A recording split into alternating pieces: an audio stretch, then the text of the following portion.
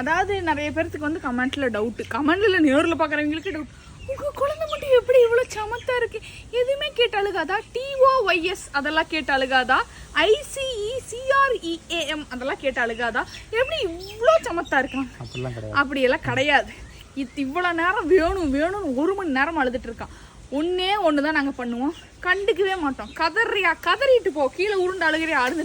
அவனுக்கே தெரிஞ்சிடும் ஒரு கட்டத்தில் கிடைக்காது இவங்க கிட்ட, சரி போய் சரண்டர் ஆயிடுவோன்னு வந்துடுவோம். அப்புறம் நாங்கள் வேறு ஏதாவது விளையாடுவோம்.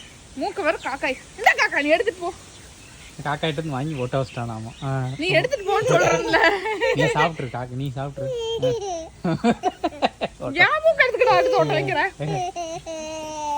அதாவது இது பேர் வந்துட்டு, உங்க குழந்தை ஏதாவது கேட்டு ரொம்ப அடம் பிடிக்கிறாங்க, அழுகுறாங்க, உன்னால் டைவர்ட்டே பண்ண முடியலன்னா அது பேர் வந்து டெம்பர் டேண்ட்ரம் அப்படின்னு சொல்றாங்க. நான் சொல்ல, டாக்டர் சொல்றாங்க.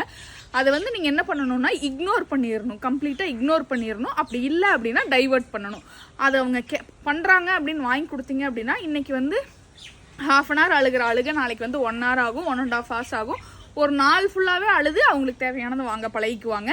ஸோ அதை வந்து இக்னோர் பண்ணிடுங்க. அப்படி இல்லை அப்படின்னா இந்த மாதிரி மூக்கு காது நாய் அப்படின்னு சொல்லி எனத்தையா சொல்லி டைவர்ட் பண்ணுங்க. போமா